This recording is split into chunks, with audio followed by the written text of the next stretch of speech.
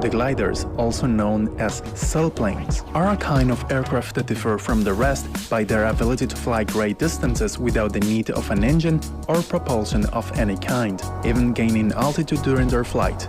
But how is this possible? That's what I'm going to answer today in this video. Welcome to Joy Planes RC2.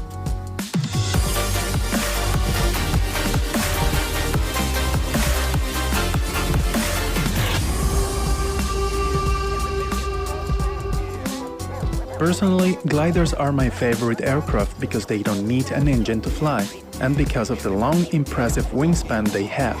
But their long wings have a reason to be. Let's start with the basics.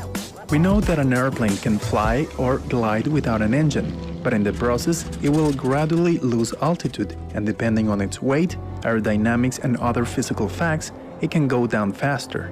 This happens to every airplane, regardless whether they are gliders or not. Without an engine, it is possible to fly for some distance and land as long as a constant speed and descent rate is maintained to be stable in flight.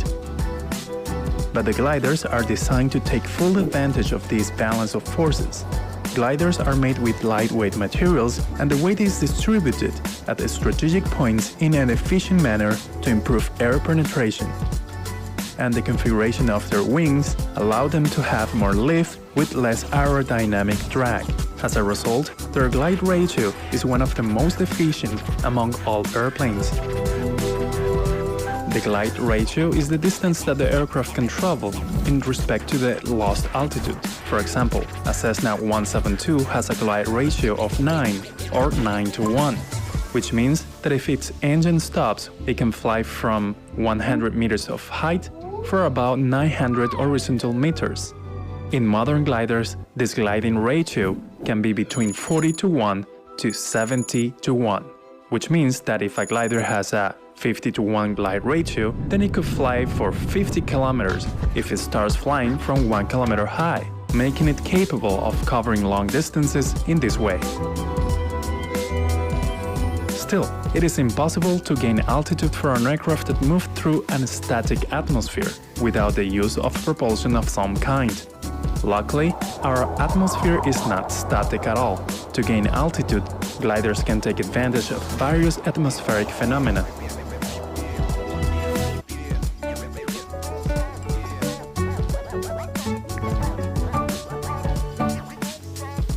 ये है खाटेलाल चौबे, अपने business के boss. अपना बस एक ही rule है। There are three main phenomena: the ridge lift, thermals, and wave lift. Thermals are the most common mentioned way to gain altitude in a glider. These are columns of hot air that are generated by the surface heated by the sun. This air becomes less dense than the surrounding air and begins to rise rapidly. The glider, when entering a thermal, can begin to fly in a circular pattern to stay inside it and gain altitude until the thermal disappears or weakens. The other way to gain altitude is with a ridge lift. These are ascending currents of air on the slopes of the mountains. It's simply air that is forced to climb a mountain, and a glider can take advantage of this current to gain altitude. The closer to the slope, the stronger the climbing rate.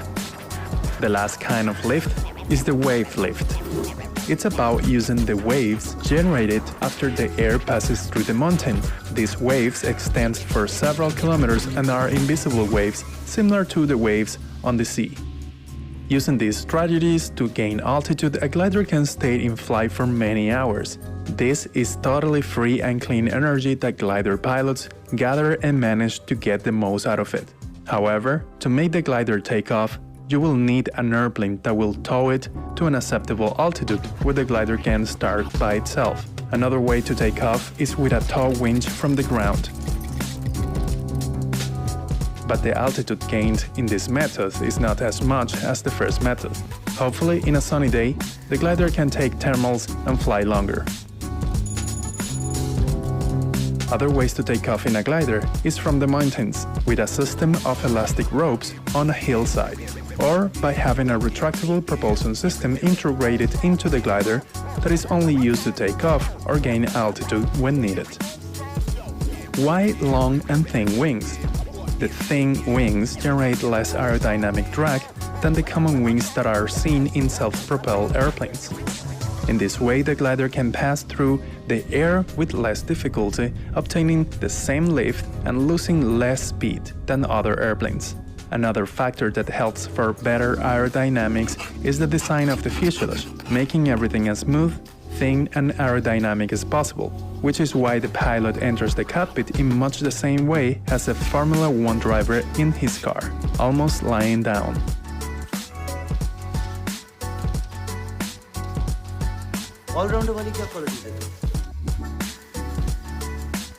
The wings are also measured by aspect ratio. Glider wings have a high aspect ratio, and war airplane wings have a low aspect ratio. War or aerobatic aircraft wings generate more induced drag than the thin wings of gliders, but because they are short wings, they are more maneuverable. Maneuverability is a priority in warplanes rather than fuel efficiency. In the case of the gliders, it is not necessary to make quick maneuvers, so the priority is given to efficiency, sacrificing maneuverability. That's why the wings end up being naturally long, because the large wing area is required with the restriction of a reduced chord wing to minimize the drag. Gliders are built to be very light but strong at the same time. They are even so light that you have to put more weight on the wings to improve their penetration and speed characteristics.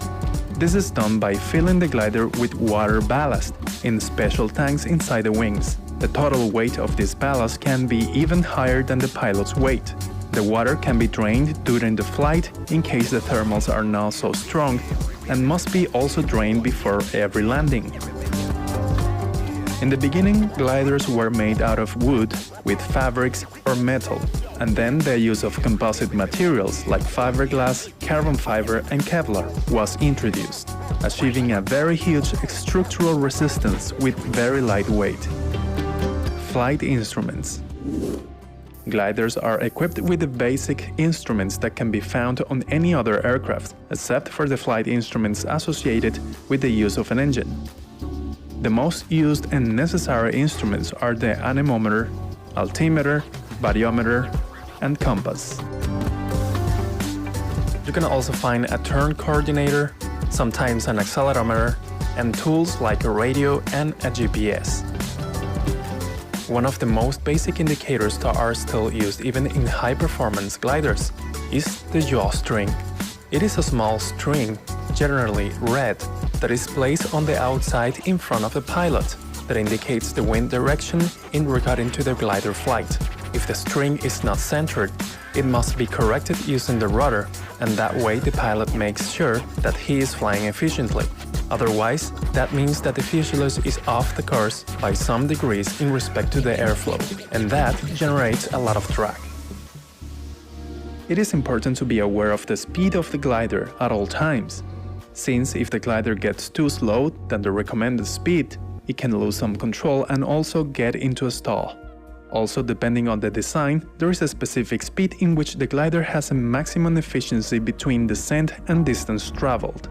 To measure the speed at which the glider is going, in respect to the wind, the anemometer is used. The airspeed is different from the ground speed. The variometer indicates the speed of climb and descent.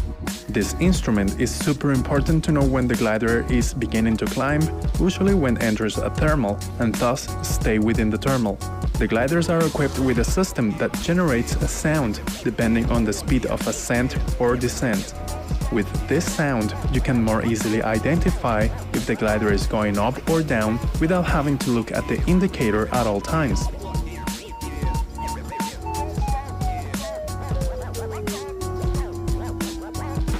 As you have already seen in this video, gliders are a very interesting type of aircraft, especially because they don't burn any type of fuel to stay in flight. They only use the natural energy available in the air currents.